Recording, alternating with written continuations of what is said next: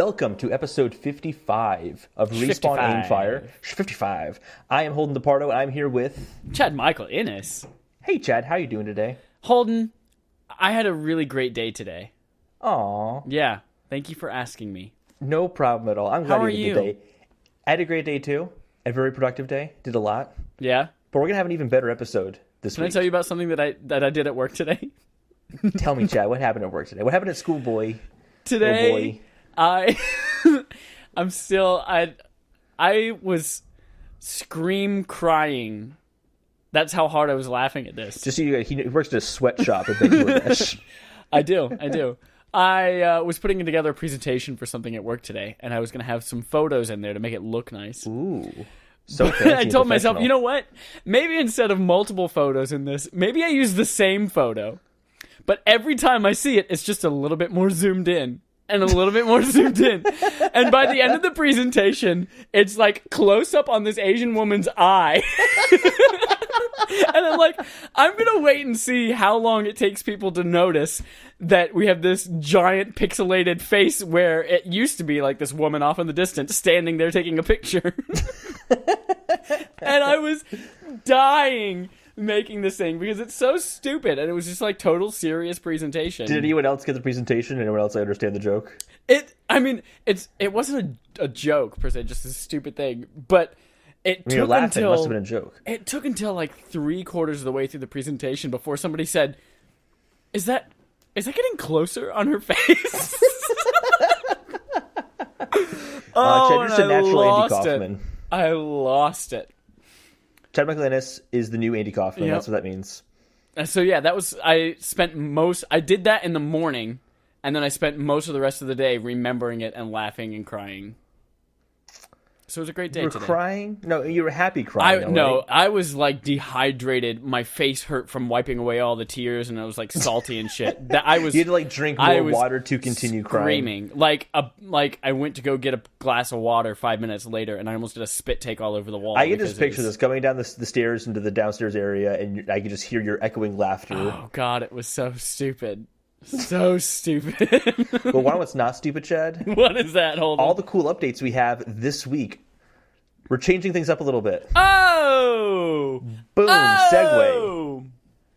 So we have a few new things we're going to be doing this episode, primarily right at the beginning right now, and then something later on, a little special new thing we're doing. Brought to you by It's Chad curing Michael Innes. cancer. We are curing cancer this episode. Yeah, that's what So we're we're doing gonna new. We decided we'd give it a shot. I don't know if anybody wants it, but... No, it's not going to sell. No one cares about it. No one likes cancer.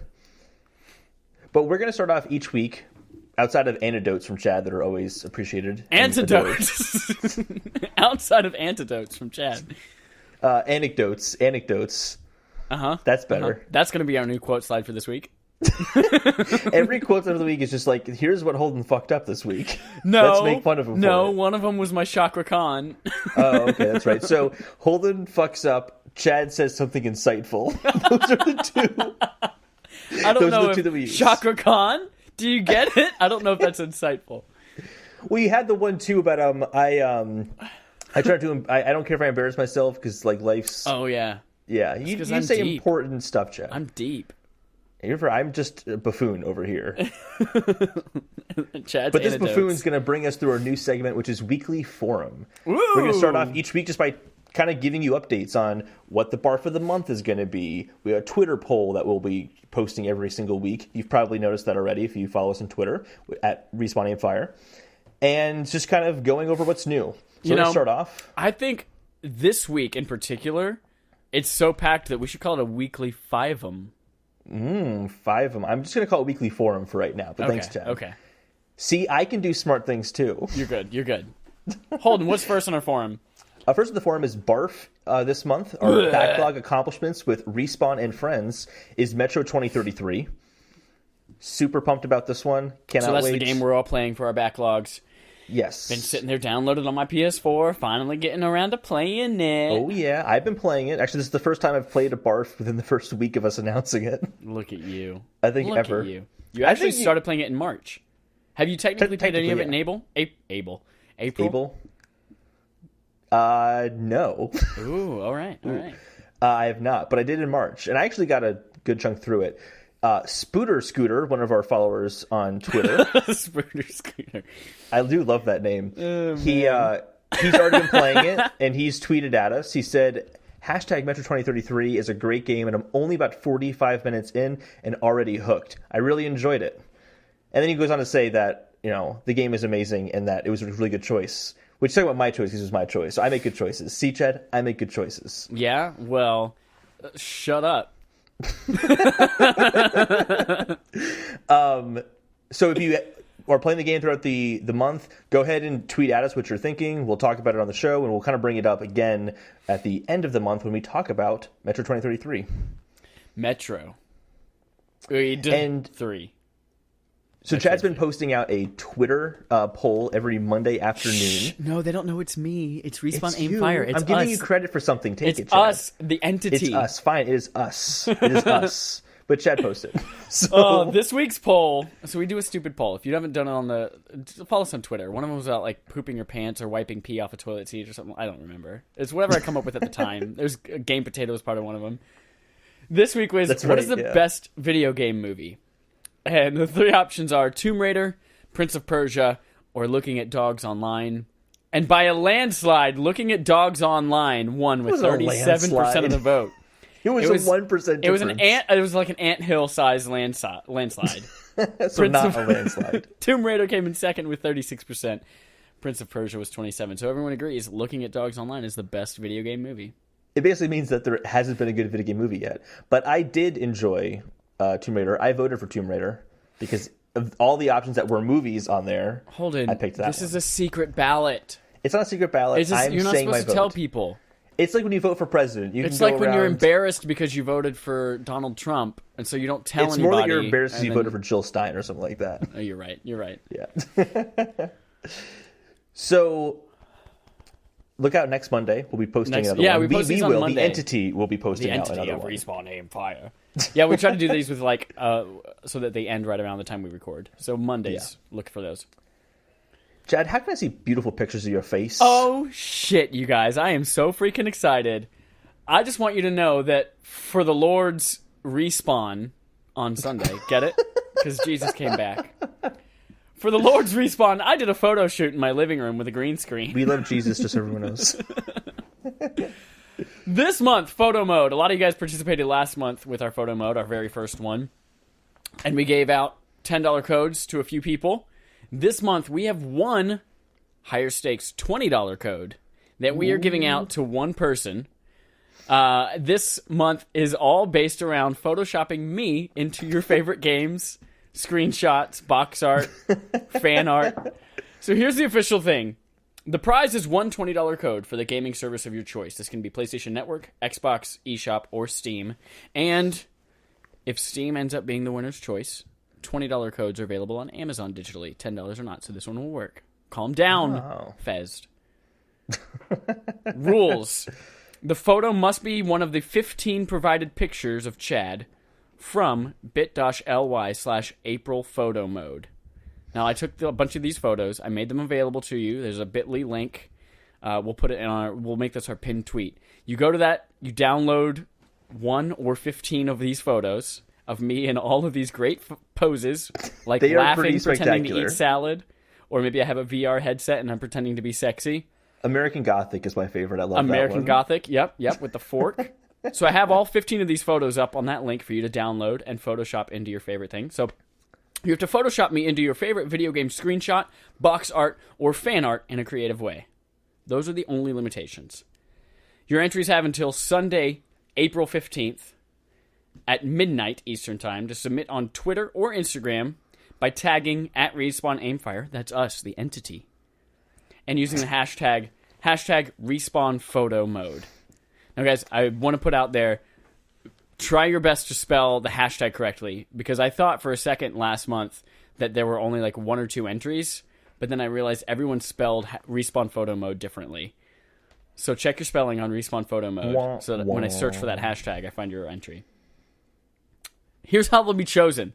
This gives you guys an option as to who wins. So of all of the submissions, we're going to choose, Holden and I will choose 3 finalists that we think are the funniest, the most poignant. Maybe they make a statement about obesity, or malnutrition in Africa. I don't know. Obesity in Africa? Did you combine those together? No, those are two separate thoughts. Obesity, okay. Malnutrition in Africa. Okay. Africa, and they're just rampant obesity problems. So we're going to choose 3 finalists, but the winner of the $20 code will be based on a Twitter poll that will take place the following Monday, April 16th. So if you're one of the finalists and you have a huge Twitter following and you tweet, hey, all you peeps that love me, go vote for me on this contest, boom, that's $20 for you. So everyone, you have just less than 2 weeks. Go out there and make some really fun stuff. You are not limited on number of submissions, so keep that in mind. And I can't wait to see all the different ways. The actual tweet itself, or the photo mode thing, has the cover of Horizon Zero Dawn, and I've put myself on... I died laughing when I saw that. That's hysterical. I put my head on Aloy's body with a VR headset. But the hair is still flowing in the wind. It is. Yep. So great about that. And then she's taking down a Thunderjaw, but on the Thunderjaw, it's me laughing while eating salad. I love the salad one too. Which one? Because one of my favorite memes is people laughing at their salads. Have you seen this before? It's amazing. Yes, I love showed that me meme. that before. Oh, it's fantastic. So go out there, download the photos, Photoshop them into whatever you like, as long as it's video game related. Tweet it at us, Instagram us, and then you could win $20. Damn, $20. $20. That's like a whole Celeste? Question mark? Yeah, Celeste is $20, right? Yeah, Celeste is $20. Actually, there's a lot of good games available for less than $20. Yeah. Or it's like a quarter or a third of God of War. So yeah. Your or mom's if you wanted to get the game of the month, Metro 2033, to play along with us, you can do that too. Oh shit. Boom. That's like scamming the man, scheming the system, scheming the meme. Scamming the system. Someone at PlayStation's like, damn it, they bought Metro with the gift card. Damn it, they paid money that they earned. Oh, man. Cool. Holden, what else is in this five-em? Weekly five-em. That's what we got this week. Somewhere out there. Five Goes West. American Tail. I mean, we have one more segment we're doing later on. We haven't announced yet, but we'll get there when we get there. Oh, that's right. Cool it, Chad. Holden, this is the segment we call Playtime, where we find out what you played this week and how you enjoyed it. What did you play this week? Because you played a lot more than I did. I played a lot this week. Yeah, I'm not going to go in depth about a lot of these because, first of all, you don't want to hear about Breath of the Wild again. I'm interested to know what you found to do in Breath of the Wild. I'm still finding new things to do. Let's start there. Holden, what did you do in Breath of the Wild this week? Just to play a little bit of Breath of the Wild. And how did that make you feel? Great. I love that game. The more I play it, the more I enjoy it. I'm at this point now where it's been a while, quote unquote, a while since I've played it. So I can't remember quite where all the shrines are. So I'm kind of now exploring and like digging into the world a little bit. Okay. I'm finding like big monsters and stuff like Hinoxes and Stone Taluses that I haven't beaten yet.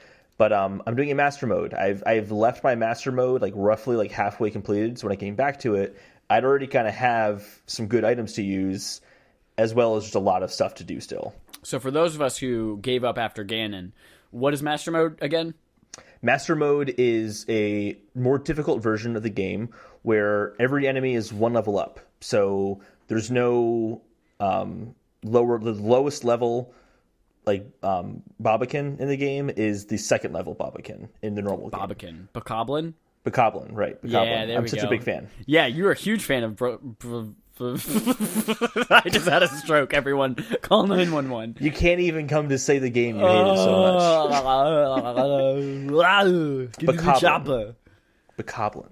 Holden, will you do your Arnold Schwarzenegger impression real quick? Yeah. Sorry, continue. So, so all the enemies are one level up. There's also a new higher level enemy that's the highest level in normal mode was silver. Now it's gold, and it just means that there's more health. So it's more health.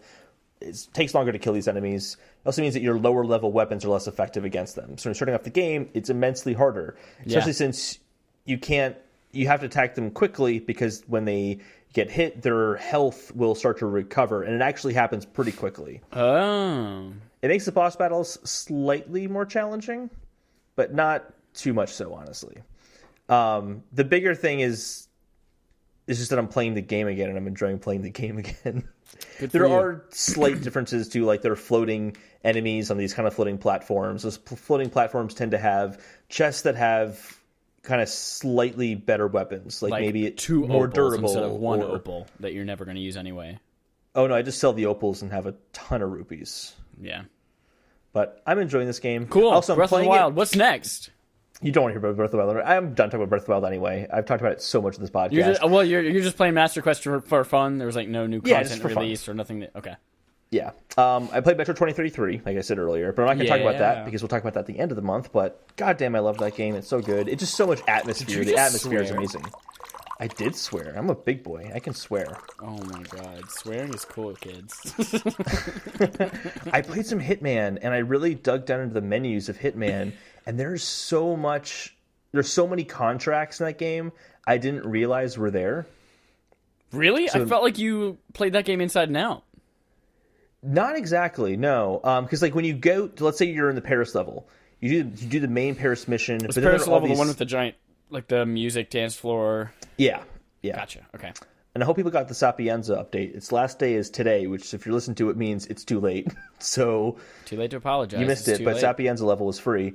So let's say you're doing the Paris level. There's the two main people you have to kill in that Gary Busey. In that level. Gary Busey was one of the elusive contracts. That's different. Like a timed exclusive. That's not entirely exclusive. That doesn't make any sense. But you know what I mean. It's a timed event.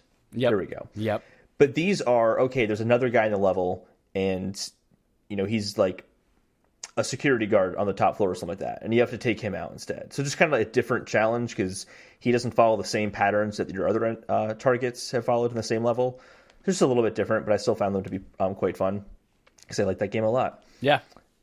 And then I played Pokemon Silver very briefly. But yes! Why do I keep playing that game? Because I'm in that Pokemon mode now. I really want Pokemon Switch to come out. Pokemon mode! And Silver and Gold are the best versions of the game. I don't play the whole, like, Gold's better than Silver, Silver's better than Gold. It's the same fucking thing. What do you want first, Luigi, or Lugia, or Ho-Ho? Ho-Oh?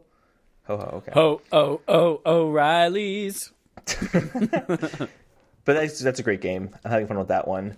I've been thinking about, like, maybe I should go get Pokemon Crystal. But then I was like, no, shut up. You haven't beat Pokemon Yellow yet. You don't want to play your 3DS. Shut up. Then I found a new game. And holy shit, why have I never played this game before? It's been on many Nintendo consoles before. Never played this once. It's called Picross. This one's called Picross S. Okay. Have you played Picross before? No, but I've seen the title a lot, and I think it's like a Tetris-like puzzle game, question mark? I don't know. I don't know if I've ever really seen it. It's a puzzle game. It's more like Sudoku than it is Sudoku? Sudoku. You sound just like my mom. Sudoku. Sudoku. That's what she says, Sudoku. So in Picross, it's a hard game to explain without seeing it. So I highly encourage looking it up. It's Picross, Picross. The object of the game is you have a grid. You're going to fill in the squares of the grid with like a color. And along the left side of the grid, there's a number to correspond with each column. There might be multiple numbers. And if there's like a 5, it tells you, okay, there's going to be five squares in the row that are colored in. Okay. And then it might be like 5, 1, 2. So then it's going to be, okay, there's going to be a set of 5, then followed by 1 square, then followed by 2 squares together. Okay. But you have to line that up with the top row, which is giving you another set of numbers. And sometimes it's easy. Sometimes it's a 10 by 10 grid, and one of the rows or columns is 10. You go, okay, that one's easy. You fill it in. But you start to kind of realize that you have to find out the exact placement of where these are. And at the end of it, it gives you a little picture.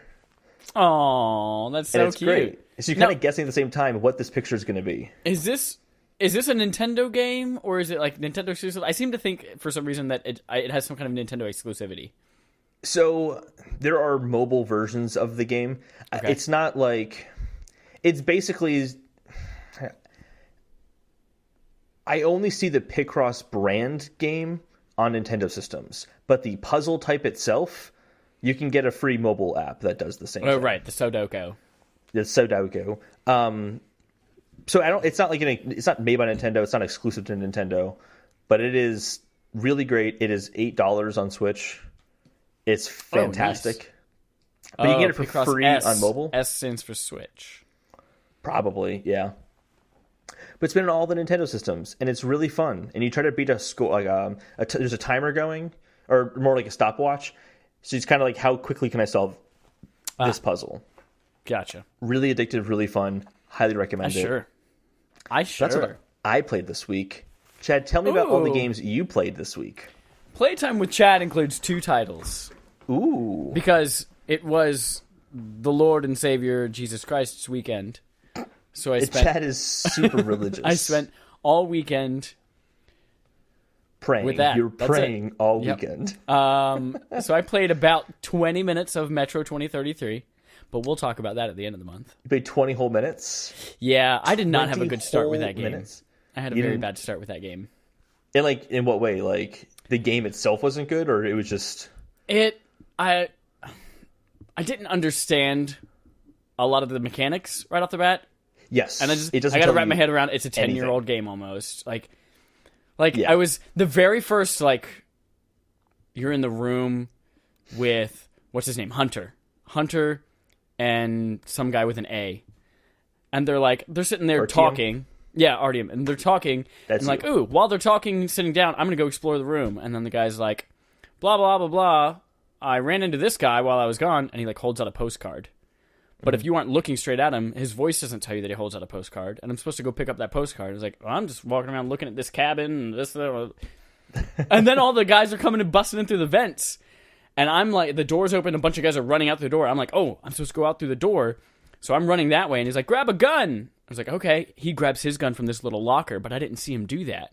And my gun's like a little tiny sparkly thing at the bottom of that locker. And I'm like, okay, where's my gun? Where do I go? Looking in the corner, looking here. It's like, oh, maybe I'm not supposed to have a gun. So I beat that whole first encounter by literally just running in circles, avoiding everything. And then they shot everything. I was like, man, was I supposed to do that? And then at the end, Hunter says, that guy's a dead-eye shot. I was like, oh, I was supposed to have a gun. Where the fuck is the gun? So, the game I had a frustrating start with it. At all. It doesn't tell you anything. It's something I kind of like is there's no every first-person shooter starts with that bullshit we need to make sure your vital signs are okay. Look up for us, and it's use the left stick to look up or something like that. And you do the stupid thing of all right, now look right, now look to the look to the side, turn around. Your camera controls, and it doesn't do any of that. It also doesn't tell you how the game works. It just you just go. I just wish there had been some indication, even just a little flash or a glimmer or an arrow telling me, hey, your gun's at the bottom of this locker. Mm-hmm. Or maybe the encounter doesn't start until you have a gun in your hand. I don't know. I think a lot of that has to do with the atmosphere, and it's more about making you buy into this environment, and they'll sacrifice telling you how the game works to do that. Because it's always strange when they're I always open up my med pack by hitting the X button. It's oh, you do? You hit the X button? Is that what you do? Okay. Yep. So I'm going to restart that one. I'm going to restart it. Restart it. Started off with a bad taste in my mouth. I'm just going to put in some Listerine, start fresh, go in for a hard makeout sesh. Yeah. But then the only other thing that I really played, and I played this one for about an hour and a half, and really enjoyed it, was the Wipeout Omega Collection in PlayStation VR. I'm very curious what you thought of that, because it sounds super nauseating and very intense for VR. Think. And it can be. It can be. But this is basically the Wipeout Omega Collection was the PS4 HD remaster of 4K remaster of 3 Wipeout games. There's Fury and the other 2048, and then there's yeah, all the things. Anyway, but you have them all on PS4, and it already looks stunning on PS4 Pro because it's 4K 60 frames a second native. But then last week they released the free VR patch that lets you play every single piece of the game in VR, and I was like, oh, fuck yeah, I'm gonna do this. Why wouldn't I do that? And I haven't found a racing game so far in VR that I liked, so I was like, yeah, I'm going to try this guy out. And this is kind of like if you played Fast RMX on Switch, or Fast Remix, whatever the hell. Name your thing better. To be clear, though, Wipeout definitely came first. Oh, absolutely, yeah. But it's that same style, fast-paced, futuristic cars on a... It's a cool style of racing game. It is definitely a game. It has a ton of, VR concessions that you can make. Different styles for comfort, VR comfort things. Yeah. That game moves so fast. It has by default, it tells you, hey, we've turned on everything. Every possible comfort thing we could have on, it is on. So there are settings for... we really automatically think it's going to make you vomit, so we turned on to everything. Right. So it's like they turn on make sure you don't bump into the walls that much. They turned on... there are options for whether the camera is locked to your character's head as it moves, whether it's locked to the cockpit of the car, or whether the camera is locked to the track. And each one moves slightly differently.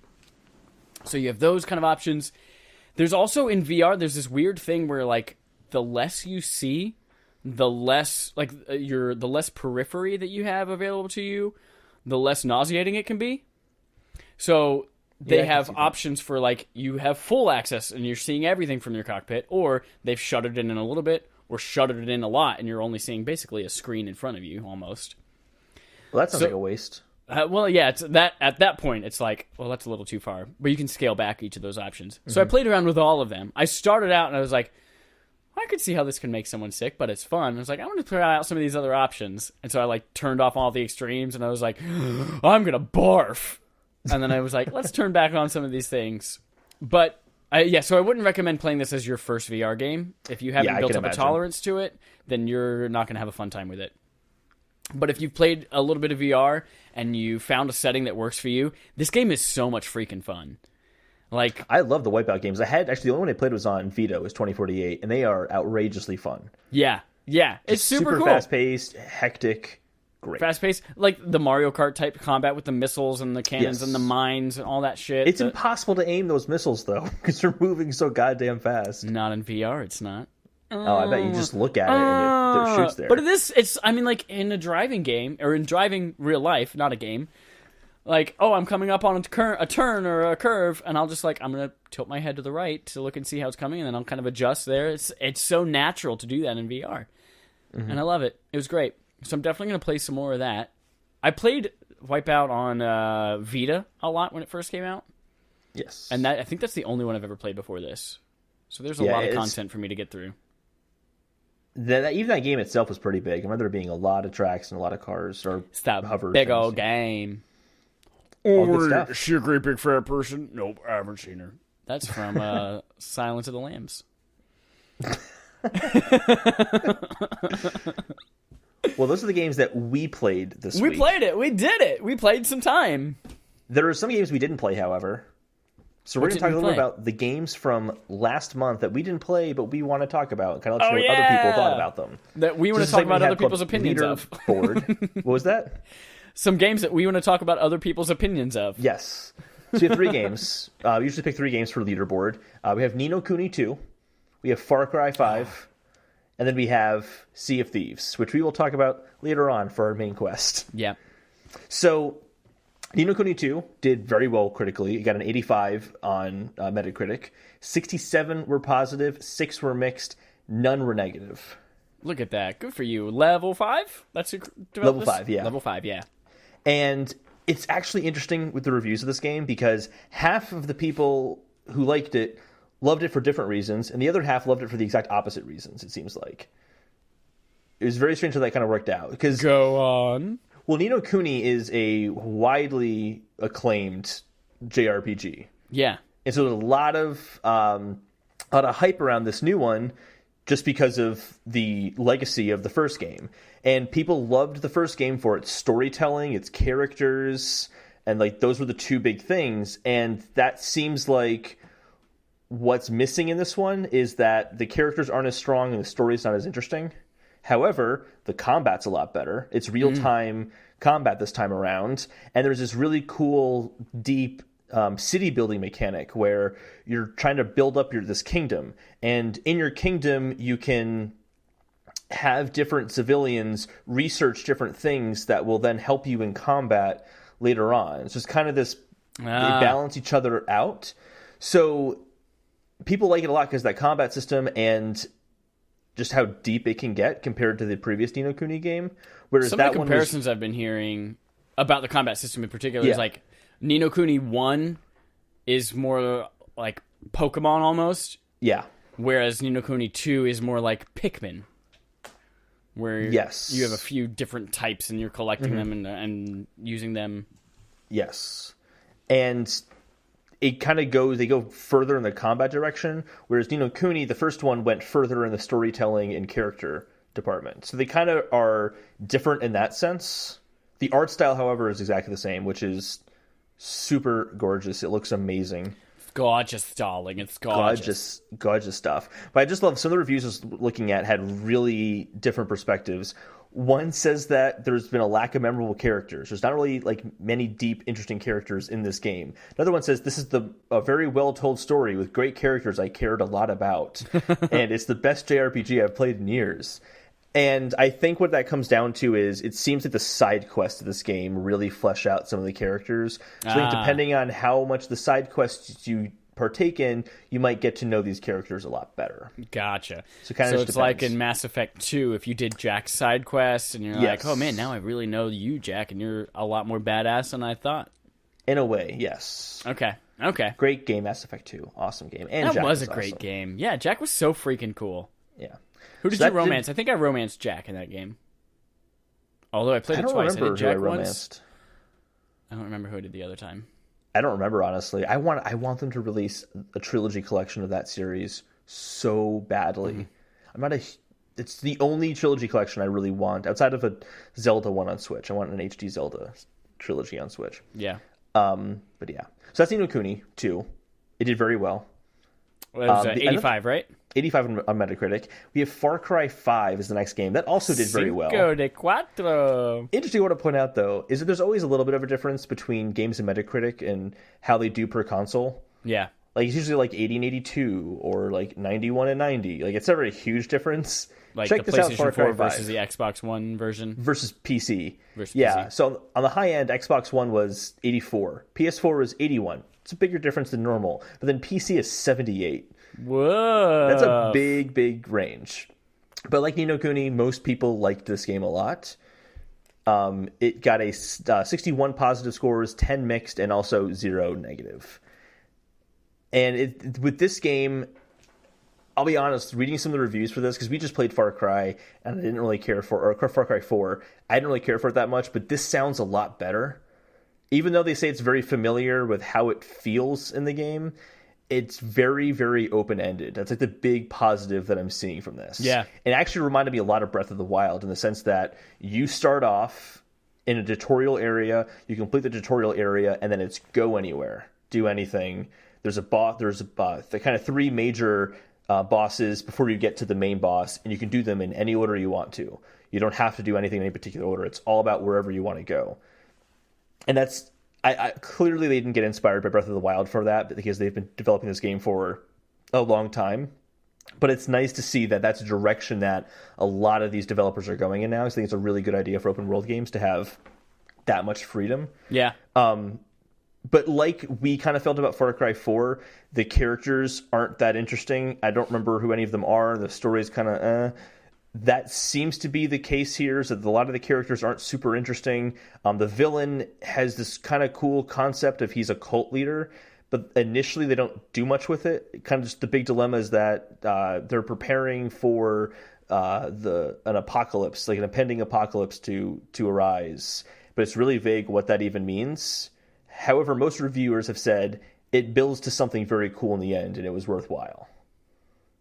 But it was apparently like a very tail end kind of thing. So basically, you're going to appreciate the story more if you beat it, which a lot of people don't beat Far Cry. With the size of that open world and all the tasks and things like that. Yeah. It's a shame. But it's just so cool how it works. Like, so you go to an area and you need to take on that boss, but you need to kind of get resistance points. And you do that by completing some side missions in that area to kind of build support. And then they end up... then you end up kind of taking on that head boss. However, there are these odd moments in the game where you're pulled out of the open structure. And like, okay, you've reached a certain number of resistance points. Now the boss of that area is coming after to kidnap you, and you can do nothing about it. We're going to force you into a story mission where you have to escape from that boss. And that happens for every boss. And that just sounds kind of contrary to the open structure that seemed really strong in the game. So that's kind of a letdown. But again, most games follow a similar structure to that, where it's like, oh, you've done all these different side quests. Now you have to do this next one before you can do anything else. It's not super unusual. It just seems kind of contrary to the open scope initially. The co-op sounds awesome. You can do the entire game in co-op, which you've not been able to do before. Yeah, there's part of it that I'm put off by is that, yes, you can do the entire game in co-op, but it doesn't count for the person who's joining the game. Yes, that's kind of like how Bloodborne and Dark Souls work. Right, yeah. So if you're hosting the game and then I join you for a couple of missions, then when I go back to my game, I got to do those missions again. I have to wonder, is it because technically it's just difficult to pull that off? Is off-putting to me. Or is it that you can approach things so differently per playthrough that they want you to experiment? Oh, when I played it with Bob, I went straight in, all guns a-blazing. I'm going to try it stealthy this time. Now that I know the enemies are and what the placement is of the enemies, I can kind of just try a different approach and see how that plays out. I'm not sure if they're doing it to encourage experimentation or just it's hard to code. Yeah, I don't know. I'm kind of curious which one that is. If you don't want to do co-op, though, online, you can always do an AI assistant, which can... That's the part that intrigues me most. So they say it works in the sense that they kind of fill in your weaknesses. Like whenever they kind of complement your weaknesses. So you can kind of make yourself better by having someone else who does things you don't do. But they can range from a person to an animal. And my favorite is there's a bear named Cheeseburger. Yep, bear named Cheeseburger. Yep. I love that. That's awesome. So that sounds interesting, but they say that they're also not smart some of the time. That's not, again, super uncommon for AI characters. But I didn't get the sense they were bad. They're just kind of like, hey, they're really good, except some moments they just kind of fail you for some reason. Dumb. So it's kind of like the overall look. I think some of the few things I want to hit on that I really sounded really good is there's no mini-map. They really want you to... Oh, yeah. I actually like that a lot. I turned mini-map off in Breath of the Wild and actually really improved my experience because I'm not looking at one corner of the screen the whole time. And I know in Assassin's Creed Origins they did the same thing. Like they were doing playtesting, and in the playtesting they were looking at where people's eyes were looking at screen. And like, well, they're missing so much in this game world because there's a little box they're looking at instead. Yep. And so I think that was a good move. I enjoy that. And then it's like teaching for the test instead of actually educating your students. Exactly. That's a great analogy. Yep. One criticism I just don't understand is that there's unchallenging satire in Far Cry. I'm like, when has Far Cry really been satire? It's kind of a... You're in a sandbox, there's guns and planes and cars and blow shit up. Like, it's not GTA. I don't know. That seems like an odd criticism to me. I think because it's in America, people want it to be this critique, especially where we are in America, politically. And the main character, like, loves guns. All of his friends all own their own gun shops, like that kind of thing. Mm-hmm. Like, they really leaned into that. So I feel like this one, more so than the others, were meant to be a little bit more satirical, I think. I think it's hard to make a game satirical in a political sense because politics can change from time to time, and you're making this game 4 years in advance. Yeah. How do you really be satirical of a moment in history when it could be too late? You make 2 games, and then whichever one we happen to be in at the time they finish, release that one. Yeah, that sounds not expensive at all. But then we have our last game for Leaderboard. And then I'll stop talking, I promise it. I will stop talking. Whoa. And this one's for the just super well-received instant classic game, Sea of Thieves. Which is none of the things that I just said. I hear mostly negative things about this game. However, the Metacritic score is a 69. Chad likes that. If you're listening to a podcast that supports chapters and pictures, look on down at the screen right now. Look at number 4. What did you do? Oh, you'll see. So, you got a 69 on Metacritic. 16 were positive, 40 were mixed, and 2 were negative. And I kind of figured this was not going to be a well-received game. Matter of fact, there's a YouTuber named Angry Joe. He does like very long form reviews, and I don't know if he coined it, but he said it over and over again. And the review was "No Man Sees." This game is No Man Sees. It's the same problem No Man's Sky has which is it's super unbelievably repetitive. And there are these kind of moments of genius, but they're so fleeting it's not worth it in the grand scheme. Yeah, I think the biggest difference, we'll talk about this a little bit more in depth later in the episode, but I think the biggest difference is that Sea of Thieves seems to be like a really, really fun chat room that you experience with friends, basically. Yeah. It's like a chat room that you get a bunch of cool shit that you can do, shoot each other out of cannons. That's actually the IGN quote here I have is most beautiful chat room ever. Yeah. And it whereas kind of No Man's Sky was a big old turd on every aspect. I still like that game, but I understand the criticism. I'm not going to say it's this amazing classic no one understands. People understand it, they just didn't like it. So, but the problem with this game is that I think this is worse than No Man's Sky. Because at least in No Man's Sky, you were seeing things you hadn't seen before. You can always go to something different. Like, oh, I don't like this planet, I'm going to go to another planet. But in this game, it seems like there are 2 things for you to do the entire time. 3 things, yeah, 3 things. You can kill skeletons, you can get treasure, and you can collect animals. Yep. And there's different factions you go to for these side quests. And they're just generally, they are procedurally generated, and they're just copies of each other. It's just that over and over again. Yeah. And there are these things that are cool, like there are black holes in No Man's Sky. That's very, very cool, but they don't happen very often. In this, you have the Kraken. Kind of cool, but it doesn't happen very often. And some of you pointed out it's not that interesting when it happens.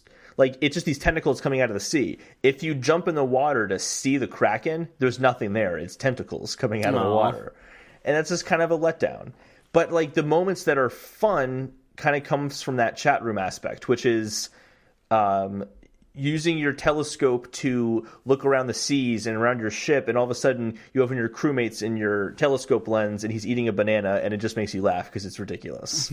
Like, those are the kind of moments that seem to be fun in this game. Are those really small micro things, but that's not worth $60. Yeah. You can get it with Xbox Game Pass. I think if you're going to play this game, get Xbox Game Pass. Don't spend $60 to get this game. Spend the $10 a month, and if you don't like it, cancel it. But you should still keep Xbox Game Pass because it's a good value. Going further into this, there's just no progression. Your character doesn't progress at all.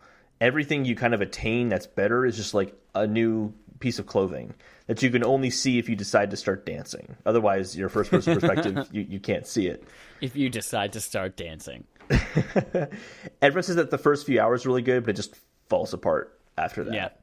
I think they were relying way too heavily on the, like, oh no, I ran into another pirate ship and now we're going to have a battle, or I've collected this treasure, I beat all the skeletons, but then somebody else ransacks the island and shoots me in the head. Like, that's what they were hoping would happen more, as I think. I'm honest, but I'm so surprised this happened. I want to go back to the No Man's Sky comparison because I think it's an apt comparison. No Man's Sky was made by a really small team, like 4 to 10 people or something like that. And this game seems to be equal in terms of the content, but not in scope. And it was made by Rare, a developer with a great legacy of making good games in the past, not as much recently. But I don't know. I just Connect Sports. Come on, man. What do they work on? I just don't understand what happened. I mean, they announced this game 3 years ago or something like that, which means they're working on it beforehand as well. This game's been in development for a long time, and there just doesn't seem to be a lot to show for it. And I expect that they will continue to update it. They will continue to put things in there, but it just doesn't seem there's that much there right now. There's a huge incentive to play this game.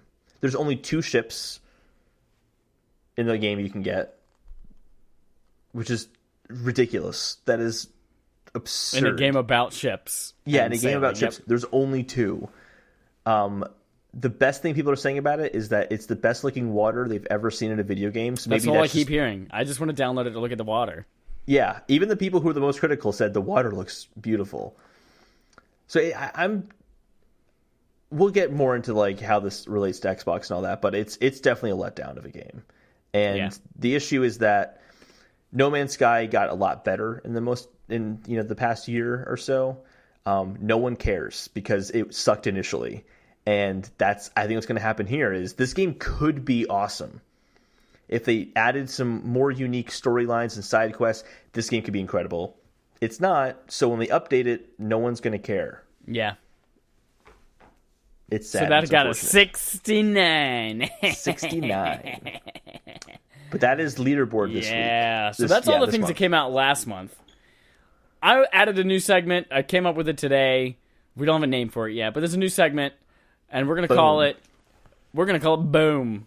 And for now, it's all the games that are coming out this month in April. Because too often do I be like, man, when is that game coming out? I was like, oh shit, it came out 4 months ago? How did I miss that? I want to be excited for something. Also plan and budget for your favorite games. That way you're an adult. So I just wanted to run through... There's not much to get this month. There are a couple of things worth getting. So I'm going to just highlight a couple of things that are coming out. April 10th, which is next week. Owlboy, which was already released on Switch, an indie game that got a lot of praise there, is coming out on PlayStation 4 and Xbox One. On 17th of April, Yakuza 6, The Song of Life, coming to PS4. And then on April 20th, 420. It's the two biggest games. God of War comes out on PlayStation 4. Oh, I meant to send this to you. If you get a chance, this is everyone should listen to this because it's really fascinating, especially if you're into God of War. There's an interview with Cory Balrog, the head of Santa Monica Studios, who makes God of War.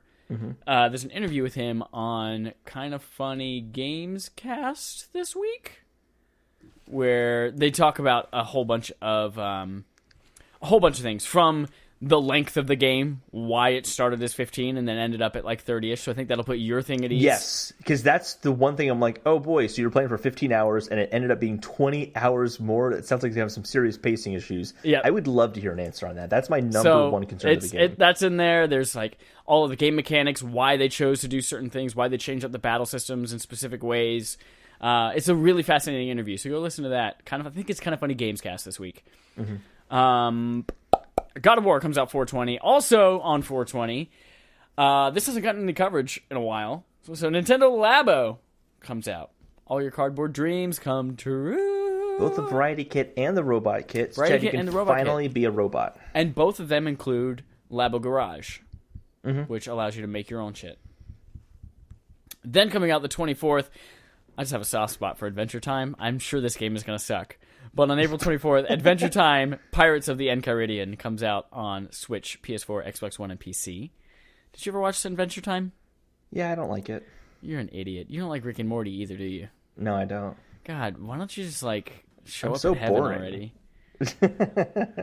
And then another game coming out that same day, the 24th, that I think everybody should play, especially those including who are 10 your or younger. Children. Yes. Yeah. South Park: The Fractured Butthole comes out on Nintendo Switch on April 20th. So, get your wallets out, make your little budgets, get your little checkbook and balance it, and then when you win the photo contest, add that in there.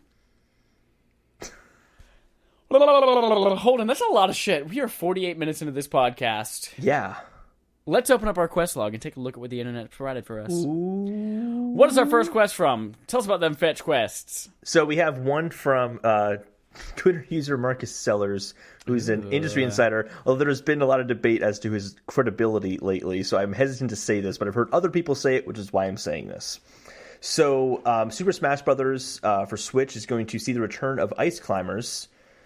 It's going to have a story mode that's modeled around two-player co-op. That gets me hard. I believe... Ice Climbers, I don't know about. I don't think people would care if Ice Climbers. No one gives a shit about Ice Climbers but Colin Moriarty. Two-player co-op, however, it's the Switch. It's got the Joy-Con thing. That makes perfect sense. Oh, I can see that happening. So I want Switch Smash Bros. Now. So that's exciting. And then we have another episode of the whatchamacallits, the Inside Xbox. Is debuting on April 10th, and they say there's going to be a big update on Xbox backwards compatibility. Yeah, big news on that one, and they said they're just going to start the episode with that. Yes. Did you watch the first one? No. Me neither, but apparently I heard it was lackluster. Great. Yeah. Why did they release a lackluster episode for the first one? They should have been like, guys, Halo 6, Inside Xbox. I don't know. Fortnite is now available on all mobile phones, on all iOS phones. Android still TBA. You don't have to have an invite anymore. But if you're in school, stop it. There's even a warning now at the beginning of the game that says, don't play this in class. Really? Have you seen all of this stuff about kids playing it in school? No. It is apparently ruining the classroom. Like, there are thousands of tweets from teachers being like, well, our school Wi-Fi is shit now because everyone's playing Fortnite Mobile and I can't access my email anymore. It's like, for all you apparently youngins a listening to our huge problem. show, school's really important. You cannot do homework later on and play Fortnite at home. Oh, man. Holden, do you actually have the Xbox Games with Gold in front of you and PlayStation Plus games? I do, April? yes. I am very Read them excited. shits off. Read them shits off. I think Xbox Game with Gold is fucking gold this week, or this month. Oh, I get it. You You used get the it? same See what I word to did there? describe That it was already. a really clever wordplay. I don't think Gold you know and what gold. clever means. I don't know what clever means. I'm an idiot. So one is The Witness is going to be on Xbox One, and that game is amazing. It is the best puzzle game you can get on consoles, just period. It's incredible. If you have an Xbox, try playing it. It's not for everybody, but try playing it. It's amazing. That game, I will never play it. And by that I mean I played a little bit at your house, maybe like 6 minutes, and I said, no, this game is not for me. Mm-hmm. But I watched an entire 20-minute speedrun of that game yesterday. Oh, I didn't see that video. How was that? It was, I mean, like, it's watching somebody run across an island and do line puzzles incredibly quickly, and it's like, I don't know why I sat there and watched all 20 minutes of this instead of doing something productive with my life. But yeah, it's not like it's an interesting game that you can watch people shoot things or platform. It's like, no, he's just going to go there and solve this puzzle quickly and draw this line really quickly. And a brilliant game. It's surprising how much I stuff there appreciate is. it. I know how deep it is. I know that everybody loves it. But You're not a big puzzle game fan, so I'm it's not a not puzzle game for fan, you. no. Yeah. But there's a game that's on Xbox Gold that you would love, because I know you like this game already. What is that? Xbox One, Xbox 360, because it's backwards compatible. Yep. Dead Space 2 is coming. Ooh, That's a I big did one. enjoy that game. I did didn't enjoy play that one. I played the first one and loved the shit out of it. Don't know why I didn't play 2. Don't know why. 2 is a little bit more action focused, but you start out the game and Isaac Clarke is just like, he's in a mental institution because his brain is so fucked up, because he's not a big action hero. He's like, I'm a normal miner dude on this mining colony on this planet, and then a bunch of aliens attacked, and I'm using my you plasma saw some cutter crazy to... shit. Yeah. Yeah. So he's fucked up from it, so he's hallucinating shit like that. I thought that was a really cool story thing. PS Plus has a good month. Not as good as Xbox, I don't think, but it has Mad Max for PS4, which I haven't it played. does. I want to play. You played it, didn't you? Yeah, I played most of it. It's, again, just like Far Cry, just like all those other Ubisoft-type checkbox games. Like, I did about 3/4 of it, and I said, I got it. Good game. Okay. Really fun. I'll try it Excellent out. mechanics. There's also Trackmania Turbo, which I don't know anything about, but Don't apparently know. it's good. Sounds like it. It's Turbo. Yeah, it's Turbo. Just like It that has to be snail good. on Netflix. And those are the 2 games coming to PlayStation Plus for April that are PS4 supported. There are a couple other ones that are like cross-buy or something like that. There's one of are those listed cross-buy. as- It's Qbert rebooted, PS Yes! Vita, cross-buy with PS3 and PS4. What happens if you put your wiener in Cubert's nose? I don't even know what Qbert is. What's Qbert? Are you kidding me? I'll look this up right now. What's Qbert? Are you kidding me? Oh, okay. Yeah, see, you can put your penis in his nose. I can see that now. I see why that phrase makes sense. Gosh. I don't recommend it because you'd have to. It just hit the TV screen. But yeah, Mad Max is definitely worth downloading. It's fun, It's fun. even if you don't beat the whole thing. Take us through our last 2 fetch quests, Chad. I actually don't know anything about these, so you're Okay, I'll go for it then. So, Spider-Man release date's gonna be revealed tomorrow. It is game. Ooh. Yeah, so it is coming 2018. They've said that it is this year. It'll be revealed tomorrow. Game Informer is their cover of the month this year. Or this Oh month. God, I'm so wet. So at 11 a.m. the digital issue will be released, and then at some point after that, someone should leak it. So. Oh my God, yes, yes. Very exciting. And the other one is just that there are some interesting changes coming to Dark Souls Remastered, is what the headline says. If they're interesting is up to you or not. I have 3 that I thought were worthwhile to talk about. If you play online in Dark Souls Remastered, you can go from 4 to 6 players now. Oh. So you have more players online. You have to have a certain item called the Dead Finger, but it's easier to get. It was in Dark Souls originally, but it's easier to get now. You Gotcha. can just buy it from a vendor. There's going to be a password matchmaking system, just like they had in Dark Souls 3, so it's easier to play with your friends. Good. And then there's also, and this is meaningless to me, but it sounds like a big deal because I haven't played Dark Souls before, the first one. But there's the bonfire. They moved a bonfire to be closer to the blacksmith, so you can kind of get to the blacksmith more easily. So very subtle changes. Great. And I don't imagine they would make huge changes to this game because don't want to mess with it too much. But there are bigger stories than that to talk about, and I want to jump into that right now.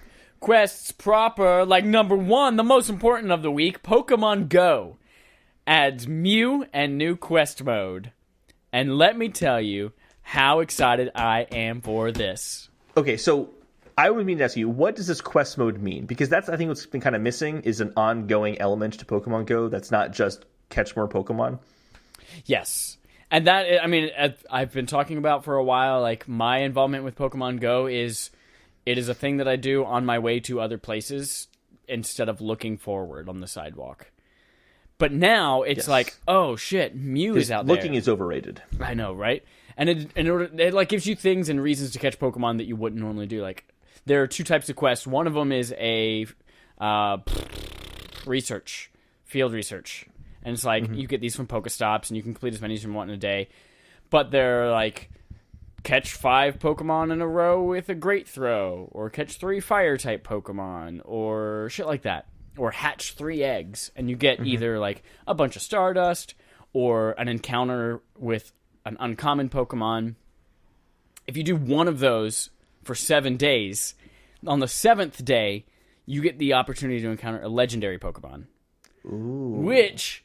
until now, has only been accessible in raids that you have to do, and you basically have no chance of winning unless there are 20 people there at the same time fighting the raid with you, and even then, the chances of catching it are very slim. So I gave up on those way back in November, but I'm really glad that there's like a single-player story-focused way that I could get these legendary ones now instead of raids, which is cool.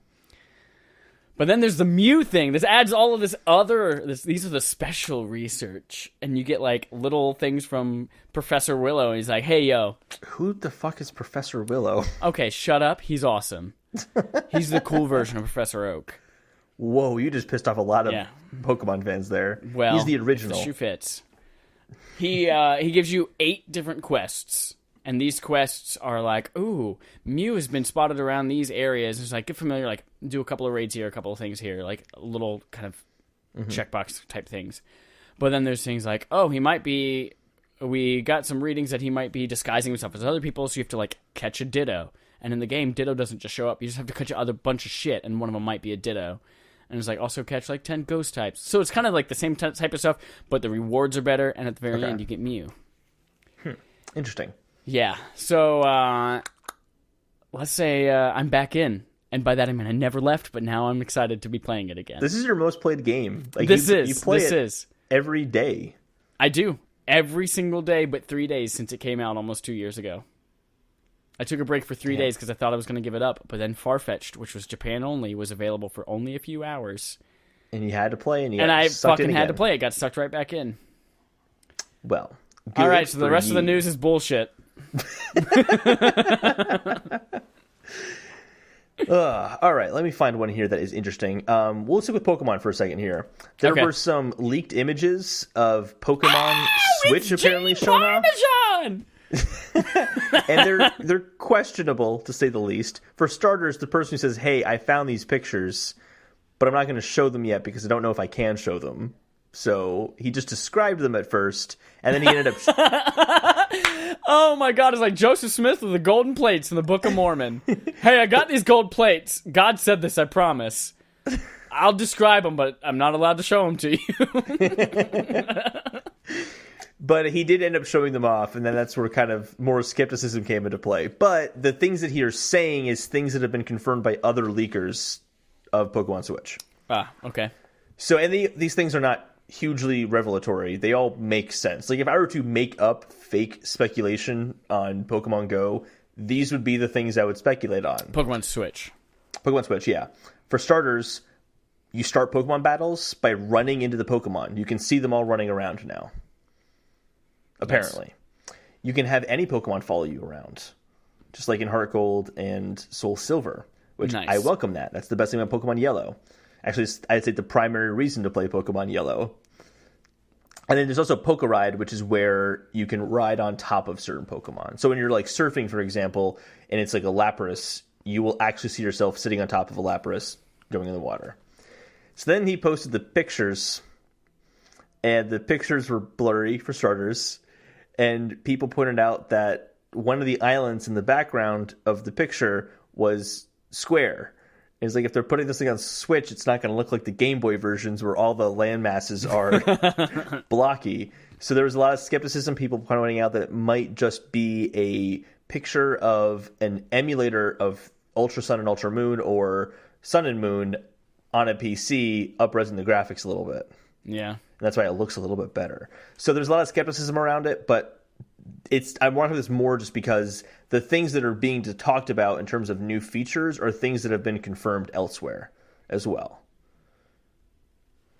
So cool. There's that. Not a huge story, but I thought it was worth at least talking about. The images, though, if you've seen them, they do look horrible. There's no way that they're real. I haven't seen them. They're awful. I'll send you a picture of one. It is blurry. Like it's not blurry as if the picture was taken blurry. It's blurry as if it was taken and then a blur filter was added to it, which would immediately make it not legitimate. He said he wasn't sure if he could show them. Oh man, are you a PlayStation VR fanatic? Do you not have one yet and somehow are still a fanatic? It has a permanent price drop, so that $199 sweet spot that has been on sale for a few times in the last few months is now the permanent price of the PlayStation bundle. $199 for the like bare minimum bundle. However, you can also find now $199 at some retailers will also include I thought it was $299. $299 is the Doom bundle with the camera and the headset. Gotcha, okay. $199 is the headset by itself if you already have the camera. Doesn't come with the Move controllers. One thing that's missing, though, with the $299 is the Move controllers. The Move controllers are not in the but they are in bundle. the $349 Skyrim bundle now. Yes. But yeah, some places you can find actually the Doom bundle for $199. Some retailers have like made that on sale, or they'll include the $199 version just with a copy of Doom as well. Maybe not the camera, but these are all good things. This needs to happen. Yeah, they are good things. Especially, I guess maybe we talked about this last week. Like especially among the HTC Vive Pro coming out this week. All the reviews are going up about that, and they're like, man, it adds some pretty good features, but at a price point that is way too insane.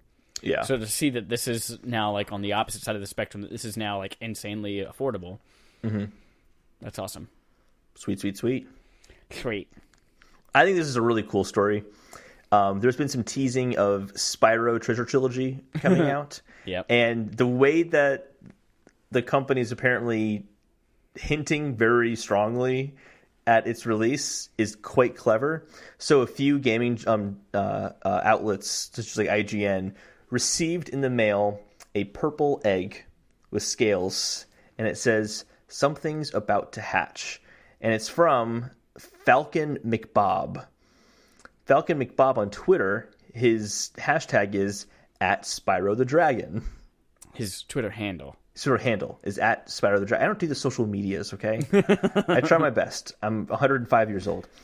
So it's called, it's @Spyro the Dragon, who was just also, this is an update to the story, was just followed by the Crash Bandicoot Twitter account, which only follows 14 people, both of which are owned by, well, if this is real, both of them are owned by Activision. So it makes sense that they would do that. This seems pretty credible. It's been rumored for a long time. I think this is a really fun way of saying, hey, look, Spyro's coming soon. Kind of gets that hype train talking, all that internet buzz on the Twitters. Slightly, very much unrelated. Did you ever see last year the guy who discovered the secret about KFC's Twitter account? No. So KFC's fried chicken has the secret 11 herbs and spices. And that's like the recipe to their fried chicken. And so this guy on Twitter posted about it, and he said, guys, look at everyone who KFC is following. And if you go and look at it, they're following 11 people. And it's the 5 Spice Girls and 6 random guys named Herb.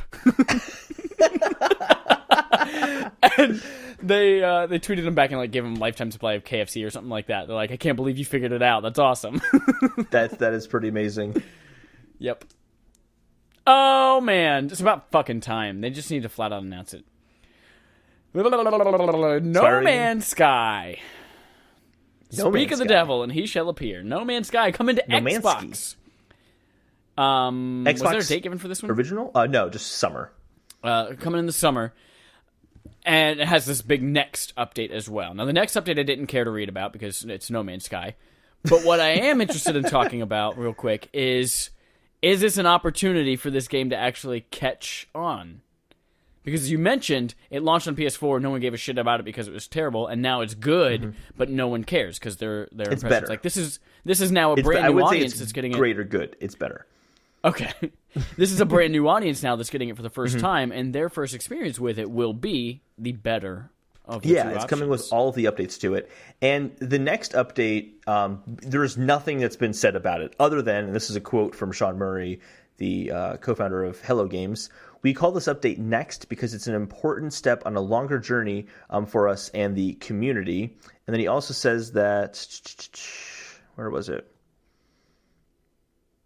It is by far our biggest update so far. And some of these updates they've been releasing are pretty big. One of them introduces an entire story mode. So I'm curious to see what they're going to do. Yeah, and I'm not, but I'm very curious. I don't care what you have to say about this. I know. Because I'm just saying, it's going to be big. It's going to be huge. It's going to be huge. I just like being contrarian. To be contrarian would be you like the game. No, contrarian to you. Oh, okay, gotcha. So yeah, I'm interested to see what they do with that. Nice, and Xbox nice. I think it's gonna be $50 on Xbox as well, not $60, which is still too much. There's a lot more content in there, so I think it's easier to argue it is worth that much. But I think they'd have an easier time if they did $40 or $30. All these updates on PlayStation, have they been part of like a season pass, or are they free updates? Totally free. Okay. And Next will be free as well. $50 is too much then. Yeah. So. We got Dragon Quest XI coming, though. That's exciting. It is exciting. This is coming in September to the West, already out in Japan. Yes. This is the game that there are several versions of it. There's a 3DS version, which is 2D. There's a PS4 version, which is 3D, but they are the same game, just different art styles. Yes. And they actually released the bundle that included both the PS4 and the 3DS version in the same package. Like, does that make complete sense? I know, right? That's so crazy. But they are coming west with some changes. Yes. First, the 3DS edition is not coming at all. Probably smart. Yep. The Switch is getting a version, however, but that is very far off. Yeah, will not be released this year. Will not be released this year. So if you're into Dragon Quest XI, looks like PS4 is probably your best bet if you want to play it anytime soon. I almost went back and found a way to play a Dragon Quest game this week as well. You ever played them? No, I haven't, but I'm actually waiting for this one to come out to try it out. They're good. They're fun games. They're RPGs. Dragon Warrior 3 on Game Boy Color. That was one of those only on Game Boy Color because it had the little hump on the cartridge, so you couldn't put it in the regular Game Boy. That shit was good. I've heard it's a classic franchise. Classic game. That was the trailer to Oblivion with Tom Cruise. Remember the trailer to Oblivion with Tom Cruise? No. It starts out just like this rundown football field, and it's like, oh yeah, and he goes, classic game. Stupid Tom Cruise. Oh, stupid Tom Cruise. I enjoy most of your movies a lot. If you haven't seen it, Edge of Tomorrow, awesome, great movie. Edge of Tomorrow is fantastic. Yeah. What else is fantastic, Chad? The PAX East lineup for Nintendo Switch. Tell me about it. I don't know what's in there. That's this week, isn't it? Or next week? Something like that? It is... Wow, the article literally just says, Nintendo has unveiled its lineup of titles that will be playable on Switch at PAX East this year. Or maybe it's a different PAX. There are like 5 PAXs. There are different PAXs, yeah. So I wanted to point out 2 games that are being talked about at PAX East. It's going to include like Donkey Kong, Hyrule Warriors, Dark Souls, Crash Bandicoot's going to be playable on Switch there. But it's also going to feature Sushi Striker because they keep wanting to talk about that. Yeah, Sushi Striker. The game. I don't get it. But anyway, maybe it's not for me. Other one, they're going to have Wolfenstein 2 playable at PAX East. Yeah. And that's what I'm really curious about is what's that going to be like on Switch. So that's I gonna be can't wait notable for you to to get see. that game so that I can replay it and then we can talk about it on the podcast. Oh, I wanted to play the first one as well. I need to do that still. I mean, yes, that's important, but also the second one's just fan-fucking-tastic. PAX East is this weekend, Thursday through Sunday, 5th through the 8th. So we'll find out very soon then. Very cool. Yep. Also, just most importantly, Luminous Remastered is going to be playable there. And All right. oh, man, I can't wait for that game. Matthew McConaughey, everything he's ever done. So good. Chad, take us And to our then the last most one. important, well, the second most important thing was that Shadow of War announced that later this year they will remove all microtransactions. Next month. From next month, they're going to turn off the ability to buy gold, and then all of them are being removed in July, I think. No, so they're turning it off in May, and then they're going to get rid of it in July. Yeah. So It starts next month. So that is 6 months in. They realized that you've highlighted some quotes in here. It said, we've come to realize that providing this choice risks undermining the heart of our game, the Nemesis system. Simply being aware that they are available for purchase reduces the immersion in the world and takes away from the challenge of building your personal army and your fortress. I personally think that it's way too late. They should have done this from the get-go. No one cares about this game anymore. It came and went really That's quickly. exactly my thought.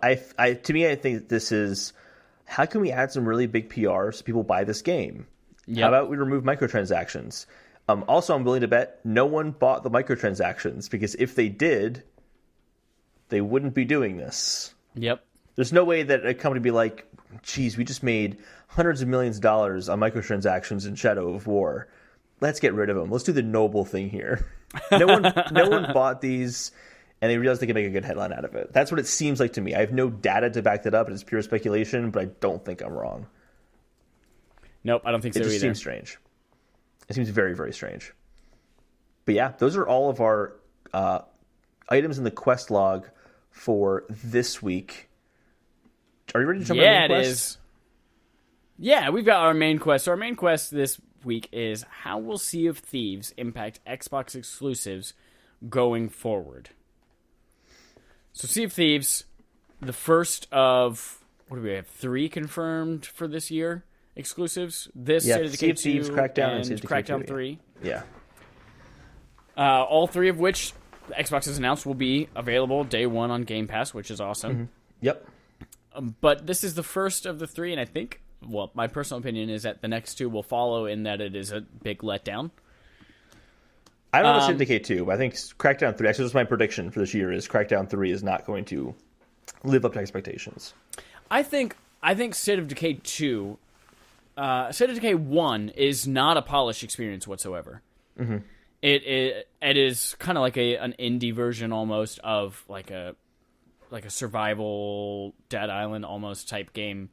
But I think that Xbox, since it is one of their 3 exclusives, they are overhyping it and they're trying to build it up, and people are going to be really let down by what it ends up being, because it is that kind of smaller, unpolished experience. So that's why I think it's going to be a huge boner killer.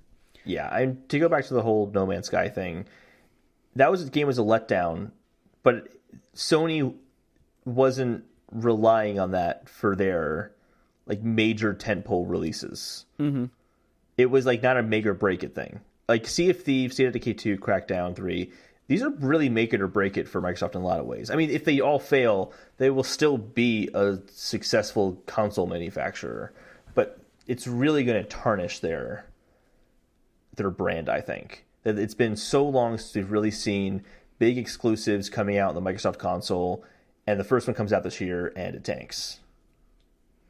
Yeah. I guess I'm less concerned about State of Decay 2 just because I don't think people care about that too much to begin with. But I think Crackdown 3 is a big deal. I mean, people have been asking for Crackdown for got to be a decade at this point. When did the last one come out? The first one was 360. Came out with Halo 3, right? Or Halo 2. No, Halo 2 demo was in the Crackdown box. Hold on, I'm going to look it up. I just saw your text message. My face got stuck again, and it's just the worst picture of me ever. It's so good. That's what I'm looking at nonstop right now. Oh, man. Crackdown Halo demo. Halo 3 beta. Crackdown came with a Halo 3 beta in it in 2007. So when was Crackdown 2 then? So Crackdown 2 was your mom's butt, and came out in 2010. So yeah, it'll be 8 years probably before this thing comes out. Woo!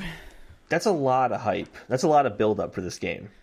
A lot of hype, a lot of build up. But here's what I think. I think Xbox has already written these off. You think? Like, yep, it already is going to take these losses. It knows it's not going to make a ton of money on these. Mm-hmm. And I think that they are playing the long game, and they've got something else well, we've been hoping this for 2 years, that they've got something else up their sleeve. They're going to pull it out at E3. But, I don't think that this will have any impact on the next two games, State of Decay and Crackdown, because I think they've already written those off, and they're just going to let them come and go, just like Sea of Thieves will. I think it's what Sea of Thieves is and what it's doing is a smart move for them because of what it is, like putting it on Game Pass, giving continuous updates with adding a little bit more content here, a little bit more content there. If people are enjoying it enough to like, oh yeah, I'll pop back in next month when they release something. That's another month of Game Pass they've renewed. Yeah. As opposed to paying $60 for the game up front. And we've seen it time and time again. People are a lot more willing to do small subscription chunks and end up paying more in the long run than they are for upfront things, for especially like those types of experiences. So yeah. I don't know. I think they're doing the right thing. It's a shame that these games are going to be subpar, but I think for their strategy long term, they're doing the right thing. Yeah, I think that they can only really play the hand that they have. Yeah. And I think for exclusives beyond what we already know about, I think they need to do what Nintendo did with the Wii U, which is say, it's not worth investing in this console. And so, like, why release Zelda only on Wii U? Yeah. And I think what they need to do is, I firmly believe, and I think you're on with me on this too, is that the next console is not as far away as we think it is. Yeah, I wouldn't be surprised if we heard something like a tease next late year. This year, and then like a reveal, maybe release November of 2019 even. Yeah, that's what I'm thinking too. And save, like, if they were making Halo 6 for Xbox One, move it to Xbox 2. Yep. Like, take these big games that you were working on in the background, just move it to your next console. And, like, if an Xbox launched with something to scale of, like, Gears of War or Halo, Forza's a given because those come out every goddamn year. But that would be a killer launch title. I mean, it would be the equivalent of Breath of the Wild coming out on the Switch. It would be that level of huge. Huge. I think that's what they have to do. I think that they need to cut their losses. They're not going to make up huge ground in this generation by releasing Halo 6. They're not going to suddenly sell 50 million Xboxes to catch up to Sony based on that one game. They're just not going to do it. But I think they can make a huge statement if they say, we're holding these games back. They're going to be trickled out after the launch of Xbox, the next one, whatever it's called. I don't think they have another choice. Yeah. I concur, Doctor. You concur, Doctor? Sweet. I do, Doctor. Do you concur, Doctor? Sure. Boom. Catch me if you can. I haven't seen the movie before. I want to, though. You haven't seen that movie? No. I feel like, I don't know why, but I feel like you would really, really love that movie. Then I will watch it. It's Leonardo DiCaprio, right? Yes. That line, do you concur, Doctor, that is from the movie. I don't know if that also holds true for the Broadway musical starring Aaron Tveit and Brian Darcy James. But it's not Brian Darcy James, it's Norbert Leo Butz, but I don't know. It could be. How could you mix those two guys up? I know, those guys with three names. Chad, Michael Innes, right? Just put me up there in the league with those guys. Do we have any subscriber interrogatives this week? I thought we did, but I can't find any. I have one. Here we go. What type of pillow do you use when you go to sleep? I have a Casper pillow. Came free with my mattress. Pillow. We're not sponsored by Casper, but I listened to a podcast that was, and now I have a Casper mattress. Good talk. Yeah. Holden, what kind of pillow do you sleep on? I have a Tempur-Pedic pillow. It's very comfortable. Oh. See, I have a Casper pillow for my head. I have an IKEA pillow to go between my knees because I'm most of the time a side sleeper. Mm-hmm. And then I hug on a Target pillow. It's pretty comfortable. It is. And then I hug on a Target pillow. You hug a pillow at night too? I do the same thing. Oh, I'm a hugger. Oh, absolutely. I'm a hugger. Absolutely. Yep. It's like you got to cuddle with something. So I either have a dog. I have a dog. Yep. I either have Olivia, and I cuddle with her until she doesn't want to snuggle with me anymore because she's a bitch. And then I go to pillow. You know what I love, though, about cuddling with a dog or a pillow? Is that they aren't like ovens. No. Cuddling with a person, you get sweaty and gross. I mean, it's fun and great, and it enhances your relationship, but at what cost? You get sweaty. And that's why I'm single. Oh, man. These what are the conversations a week it has people been. listen to our podcast for. He is risen. You guys, thank you for listening to this week's episode of Respawn Aim Fire. Submit your photo mode submissions before Sunday, April 15th at midnight on Instagram or Twitter. And get Metro 2033 and play with us this month. Play with us. Let us know how you're doing. Do we know what next week's topic is? We didn't plan that far in advance, did we? No, we didn't. We wanted to do that, and we just never do that. Okay, well, listen in the future and then go back and remind yourself that that's what the next week's episode was about. All right, everyone. I'm Chad Michaelinus. That little guy is Holden DePardo. That's Thank me. you for listening. Bye-bye. Bye.